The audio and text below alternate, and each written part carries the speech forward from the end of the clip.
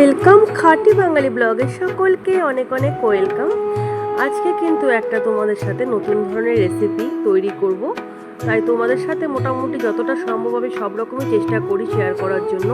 তাই এই পটলের একটা সুন্দর একটা রেসিপি আজকে তৈরি করব। হঠাৎ করেই মনে হলো যে এই পটলের রেসিপিটা তৈরি করি, কীরকম কি হয়, তো তোমাদের সাথে সেটাই কিন্তু শেয়ার করব।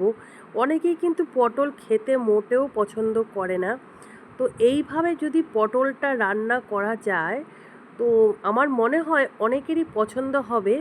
তাই পটলের রেসিপিটা তোমরা দেখতে থাকো কিভাবে কি করছি আমি। তো প্রথমেই কিন্তু পটলটাকে একটু আঁচড়ে নিতে হবে, যাতে উপরে খোসাটা যাতে হালকা হালকা করে যেন তুলে নিতে হবে। তো ছুলে নিয়ে যাওয়ার পরে মাঝখান দিয়ে 2 খণ্ড করতে হবে, করে তার ভিতর থেকে এই বীজগুলো কিন্তু সব চেঁচে উঠিয়ে নিতে হবে। তো তার জন্য কিন্তু একটা পটল কিন্তু আমি ছুলে কেটে রেখেছি, তো তোমরা দেখে বুঝতে পারবে যে এইভাবেই কিন্তু করতে হবে। আর এই দেখো একটা কিন্তু আমি ভিতরের যেই পটলের বীজগুলো আছে সেইগুলো কিন্তু একদম সুন্দরভাবে কিন্তু এটাকে চেঁচে উঠিয়ে নিয়েছি। আর একটার আছে, সবগুলোই এখন কিন্তু খুব একটা বেশি করব না, কারণ আজ প্রথম বানাচ্ছি। কীরকম কি হবে তোমরা দেখতে থাকো। তোমাদের ভালো লাগলে একটা লাইক কমেন্ট সাবস্ক্রাইব করে দেবে প্লিজ, পাশে থাকবে। এবার দেখো এই যে ভিতরের বাদবাকি পটলগুলোও কিন্তু একইভাবে আমি তুলে নিচ্ছি ভিতরের বীজগুলো। তো এই বীজগুলোকে যাতে ভিতরে একদম পরিষ্কার করে নিতে হবে, যাতে ভিতরে যেন কোনো রকম বীজ বা কিছু থাকে। তো এই জন্য ভিতরে যেই মাংসটাও থাকে সেটাকে হালকা করে চেঁচে আমি কিন্তু উঠিয়ে নিচ্ছি একটা পাত্রে।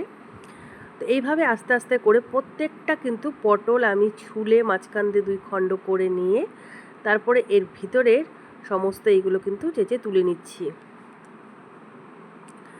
তো এই পটলের এটা আজকে কিন্তু আমি প্রথম করছি। আমার কাছে কিন্তু সব রকমের আইটেমও কিন্তু নেই, আমি যেভাবে তৈরি করব সেইভাবে বানিয়ে তোমাদেরকে দেখাবো। কীরকম কি হচ্ছে তোমরা দেখলেও বুঝতে পারবে। তো বাদবাকি যে কটা আছে সবটাই আমি কেটে পরিষ্কার করে নিয়ে এই দেখো এরকম কিন্তু দেখতে হয়েছে। আর ভিতরের যে আমি যে পটলের থেকে বের করেছি বীজগুলো, সাথে হালকা হালকা করে মাংসগুলো ছুলে নিয়েছি। তো সেগুলো কিন্তু এবার কিন্তু মিক্সিতে, যাতে বীজগুলো না থাকে তার জন্য কিন্তু আমাকে এটা কিন্তু মিক্সিতে হলো ভালো করে পেস্ট করে নিতে হবে। তো তার জন্য কিন্তু আমি কিন্তু মিক্সিতে আমি নিয়ে নিচ্ছি ভালো করে পেস্ট করে নেওয়ার জন্য। এর মধ্যে আমি কিছুই দিচ্ছি না এখন, জাস্ট এটাকেই শুধু আমি পেস্ট করব।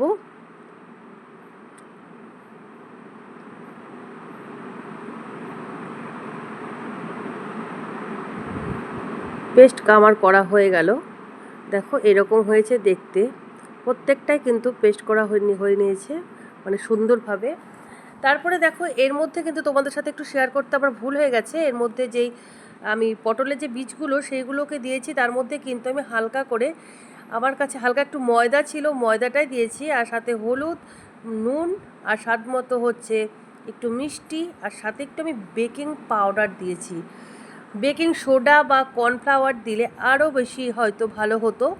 আমার কাছে এই মুহূর্তে যেগুলো ছিল ঘরে আমি সেইগুলো দিয়েই করছি। আর সঙ্গে কিন্তু একটা ডিম আমি ফেটিয়ে নিচ্ছি। এবার এই মিশ্রণটিকে সুন্দরভাবে একদম একটা চামচের সাহায্যে হোক বা হাতের সাহায্যে হোক ভালো করে একদম চারিদিকে সুন্দর করে মাখিয়ে নিতে হবে, পেস্ট করে নিতে হবে সুন্দর করে। আমি ভাবছিলাম যেটা হয়তো পাতলা হয়ে যাবে, কিন্তু না, পাতলা একদম হয়নি, সুন্দরভাবে গাঢ় হয়েছে যেরকম দরকার। এভাবেই করতে হবে, না হলে পুরটা ঠিক মতো দেওয়া যাবে না। এটা পুরের জন্যই কিন্তু তৈরি হলো। তারপরে দেখো এবার কিন্তু পটলগুলোকে খুব সুন্দর করে দেখো যে আমি রেডি করে রেখেছিলাম সেইগুলোর মধ্যে কিন্তু আমি এবার একটু পরিমাণে একটু কম করে দিয়ে মানে যা যতটা পরিমাণে ভিতরে লাগবে পটলের যে খাপ্পির মতো আছে সেইগুলোর মধ্যে, এবার একটার মধ্যে প্রত্যেকটাতেই কিন্তু আমি একইভাবে প্রলেপের মতো দিয়ে নেব। এবার কিন্তু প্রত্যেকটাতেই কিন্তু আমি এইভাবেই কিন্তু একটু একটু করে সব দিয়ে দেবো, যতটা পরিমাণে লাগবে সেইভাবেই দিতে হবে। তো আমি ভাবছিলাম যে আমার কম হয়ে যাবে নাকি, না, আমার তবুও 1 চামচের মতো তাও বেঁচে গেছে। এটা কিন্তু আজকে আমি আবারও বলছি প্রথম বানাচ্ছি আমি এইভাবে। তো আমার মনে হচ্ছে দেখতেও সুন্দর হয়েছে, খেতেও হয়তো ভালোই লাগবে।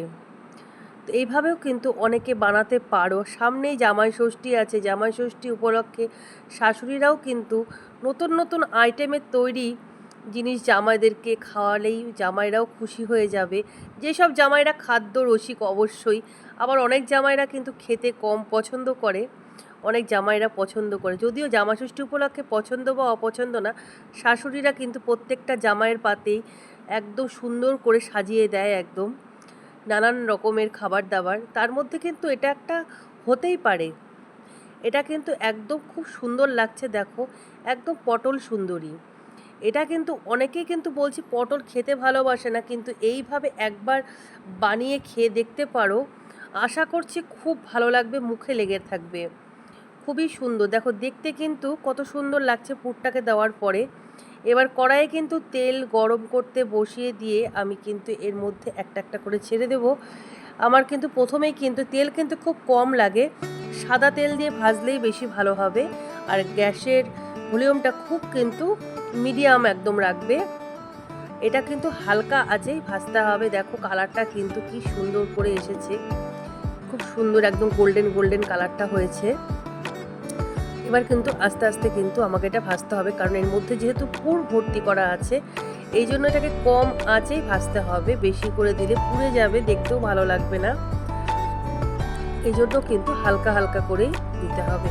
আমি যখন প্রথমে দিতে নিলাম ভাবলাম যে আমি মানে সোজা করে দিয়ে দিব না উল্টো করে দিব, দেখলাম যে সোজা করে দিলে তো হবে না, এটাকে মানে উল্টো করে দিলে পরে জিনিসটা একদম বসে যাবে। আমি কিন্তু সেইভাবেই বসিয়ে দিয়েছিলাম। এবার দেখো আস্তে আস্তে করে কিন্তু আমি একটা একটা করে তুলে নেব। দেখতে কিন্তু বেশ সুন্দর হয়েছে।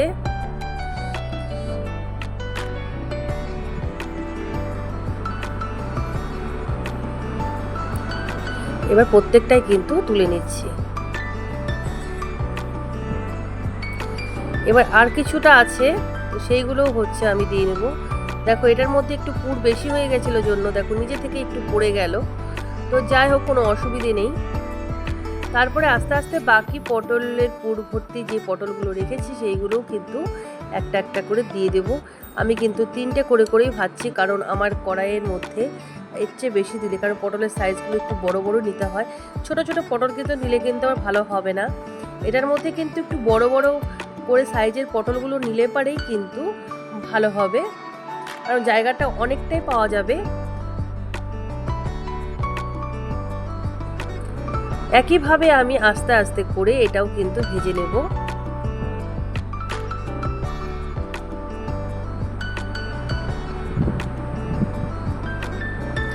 এবার এবছর ভাবছি জামাই ষষ্ঠীতে আমাদের বাড়িতে এই আইটেমটাও রাখার চেষ্টা করব, কারণ জামাইদেরকেও হচ্ছে এইরকমভাবে মাকে বলবো, হয়তো আমিই করব, মাকে বলবো এই আইটেমটা রাখার জন্য, কারণ দেখতেও দেখো খুব সুন্দর। আর এটা কিন্তু গরম ভাতের সাথে খেতে বেশি ভালো লাগবে, কারণ ঠান্ডা হয়ে গেলে যে কোনো ভাজা জিনিসই ঠান্ডা হয়ে গেলে কিন্তু খেতে কিন্তু মোটেও ভালো লাগে না।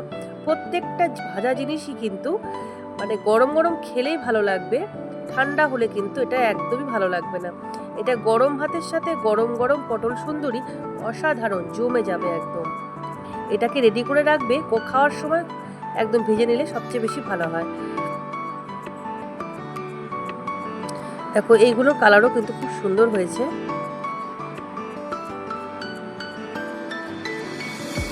আমার কাছে পুরের পরিমাণটা একটু বেশি হয়ে গেছিল জন্য আমি কতটা মানে নষ্ট করবো, এই জন্য ভাবলাম একটু বেশি বেশি করেই দিয়ে দিই। তো বেশি না দিলেও চলবে কিন্তু, এবং যতটা পরিমাণে দরকার সেইভাবে দিলেই বেশি ভালো হবে। তো আমি কিন্তু দেখো বাদবাকি 3টেও কিন্তু আমার সুন্দরভাবে হয়ে গেল। এইগুলোকে এবার আস্তে আস্তে করে ধীরে নামিয়ে নিব আমি।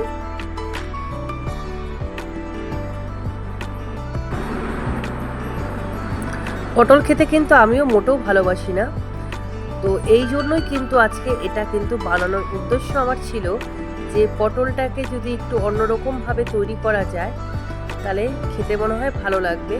তাই কিন্তু আমি এই পটলের রেসিপিটা আমি এইভাবে বানালাম আর সেটা তোমাদের সাথে শেয়ার করলাম। আর দুটো ছিল, সেই দুটোও কিন্তু আমি ভেজে তুলে নিচ্ছি। এটাও প্রায় হয়ে এসেছে। তো তোমরাও কিন্তু অবশ্যই বানাবে, কোনো ঝামেলা নেই বানানোর জন্য, খুব তাড়াতাড়ি হয়ে যায়, খুব তাড়াতাড়ি। আমার আধ ঘন্টার মধ্যেই কিন্তু বানানোটা কমপ্লিট। যে অনেকটা লেট বা অনেকটা করতে সমস্যা সেরকম কিচ্ছু নয়, খুব তাড়াতাড়ি হয়ে গেল। কারণ পটল জিনিসটা তো খুব তাড়াতাড়ি ফ্রাইও হয়ে যায়, খালি একটু সময় লাগছে, যেহেতু হালকা আছে ভাজতে হবে জন্য এটা একটু সময় লাগছে। তাছাড়া কিন্তু তৈরি করতে কিন্তু খুব সহজ। তো টাটা, ভালো থেকো, সুস্থ থেকো, অবশ্যই পাশে থেকো। আর তোমরাও পারলে তৈরি করে খেও। আর এটা কিন্তু খেতে যথেষ্ট খুব সুন্দর হয়েছে। আমার মেয়ে খেয়ে বলল অসাধারণ হয়েছে মা।